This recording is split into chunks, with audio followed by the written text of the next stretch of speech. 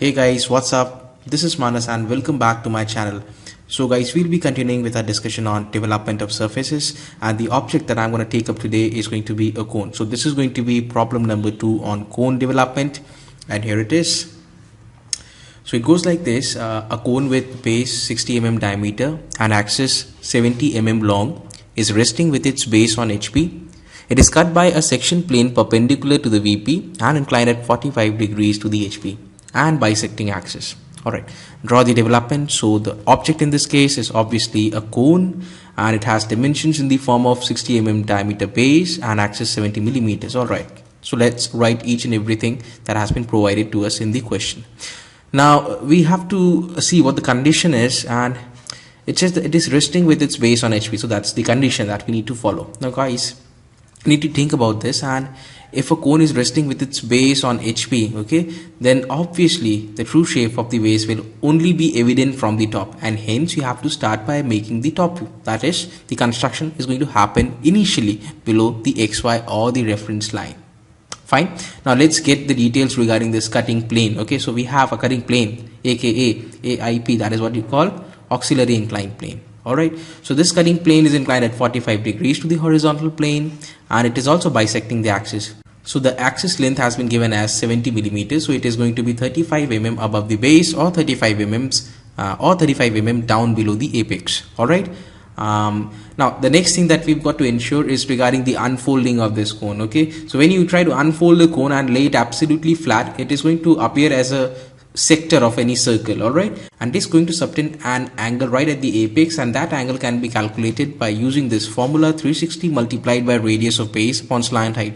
So radius of the base has been given as 30. Okay, half of 60 is going to be 30, that's the diameter, and we have this axis 70 millimeters. So with the help of Pythagoras theorem, we can actually gauge this slant height. Okay, so I've used the Pythagoras theorem for calculating this slant height over here. Alright, and when you put up all these values, you're gonna get this guy. 141.8 degrees precisely is the angle that is subtended when you flatten or unfold a cone. Alright, now let's start with the construction. We're going to begin by initially drawing an XY line, okay, below which we're going to start by drawing the top view, and here we have a point. Okay, so this is going to be the point through which we're going to draw a circle, and you know very well that this circle over here is going to have a diameter of 60 millimeters. Alright, so phi is a symbol for representing the diameter. Now what the next thing that we've got to do is to divide this circle into 8 equal parts. That's it. Now let's name each and every point, okay, from 1, 2, 3, 4 and so on. That's it guys. Fine. Now we are going to look at this from the front, and we are going to draw the projector lines from 1, then from 2,8, and then from 3, 7 and so on. So they're going to intersect this XY line. Now what we're doing is we're trying to create the front view, and this is the base. Alright, so base over here we're going to have 1 dash, we'll have 2 dash, 8 dash, 3 dash, 7 dash and so on. Now the axis length in this particular problem has been given to us as 70 millimeters. Okay, 70 millimeters. So from this particular point we're going to have the axis over here. Okay, that's it. And the next thing to do is to give this point some name. This is the front view of this corresponding O over here. Okay, the apex O dash. Alright, now we're going to join this 1 dash with O dash, then 2 dash, 8 dash with O dash, and that's it. So these are what you call the generators of this cone. Alright, now we have this cutting plane which bisects this axis. So this point is the midpoint of this axis over here. Okay, so that it's going to be 35 millimeters below and 35 millimeters above. So this point is the bisecting point, and through this point we are going to make a cutting plane that is going to make an angle of 45 degrees with this horizontal over here. Okay, so that's our cutting plane, making an angle of 45 degrees with this horizontal, with this line over here, and at the same time it is passing through this intersection point which is absolutely at the midpoint. So you can clearly see that the cutting plane is bisecting this axis over here. Alright, fine. Now this cutting plane is cutting the generators at different points. So let's say at this point we have this generator O dash 1 dash, only one generator is there, so hence we're going to have only one cutting point in the form of A. Now this particular line over here represents two generators, one at the front, that is O2, and other at the back, that is O8. O2 and O8. So we are going to have over here two cutting points. So one is going to be C, one is going to be T. So I've left out B. I don't know why. I missed it out. No issues. Anyway, you can take any alphabet for that matter. Okay, keep it English, don't go for Greek alphabets. Anyway, let's move further. So we're gonna have this point also for generator, O3 in front and O7 at the back. So we're going to have E and F, and this point also, if you can see clearly, this point, tiny point for O4 and O6, we have to have. So we're gonna have G dash and H dash, and then lastly this generator, the lone generator, O-5 dash generator, will have this. This is 1 dash. So guys, this over here is 5 dash. I forgot to put a dash over here, so please don't mind. Okay, fine. Now guys, if you've seen my previous video on this cone topic, then you should realize that we have to pick a generator that is absolutely parallel to XY line. So you can clearly see in the top view, this generator O1 is absolutely parallel to this XY line, and hence its corresponding front view is going to show the true length. Hence, we'll say that O-1 is representing the true length. You can also say that this O5 is also parallel to this XY line, okay, and hence its corresponding front view will also show its true length. It's absolutely alright to take any true length. O-1 you can also take O-1 you can also take O-5 for that matter.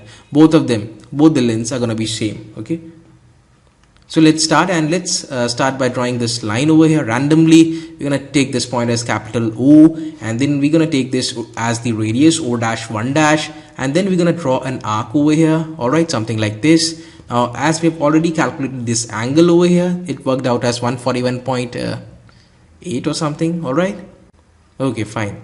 So the next thing to do is to divide this sector into 8 equal parts. So initially what you need to do is you need to bisect this angle over here into 2 parts, then pick both these parts individually, then make 2 parts again. So 2 turns to 4, 4 turns to 8, and that's what you get at the end.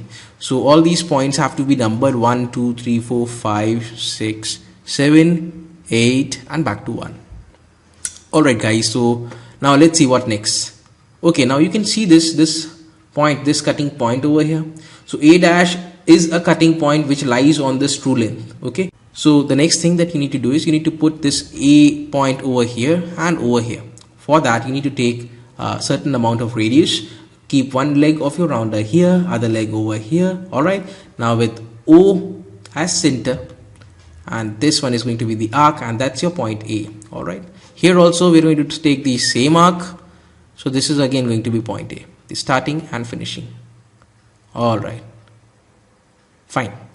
Now let's worry about this guy, C dash and D dash. As you can clearly see that these two cutting points rather are not lying on the true length. So what we're going to do, we'll project them on the true length. Okay, let's do this. Watch this carefully. I'll draw a line starting from this point. That's it. So this point is going to be C1 dash, D1 dash. That's it. Now you need to keep one leg of your rounder here, compass here, and other leg over here. So this is going to be your new radii. Fine. Keep it over here, put an arc over here. That's going to be a point C. Alright. And put it over here, same radii, cut an arc. That's going to be your point D. Fine. So now that we have got C and D, let's work out how can we get E and F. So E is going to be a point on O3. F is going to be a point on O7. Fine. So since E and F, both of them, these two cutting points don't lie on the true length, so let's project them onto the true length. That's it. So this is going to be E1 dash, F1 dash. Now keep one leg over here, other leg at E1 dash, F1 dash. So that's the radii. Now with this guy as center, you need to put an arc over. Okay, so that's going to be point E for you. Then same radii, again put an arc, and this is going to be point F for you. Alright, so almost 5 points have been worked out, and 3 more are left, G dash and H dash. Now these two guys, even they don't lie on the true length. Let's project them onto the true length. So we have this point as G1 dash, H1 dash. So keep one leg over here, other leg over here at G1 dash, H1 dash. So that's your new radii, and again with O as center. Now this G and H are lying on 4 and 6. So at 4 we're going to cut an arc. That's it. So that's point G for you. Again at 6 we're going to cut an arc. So that's point H for you. Fine.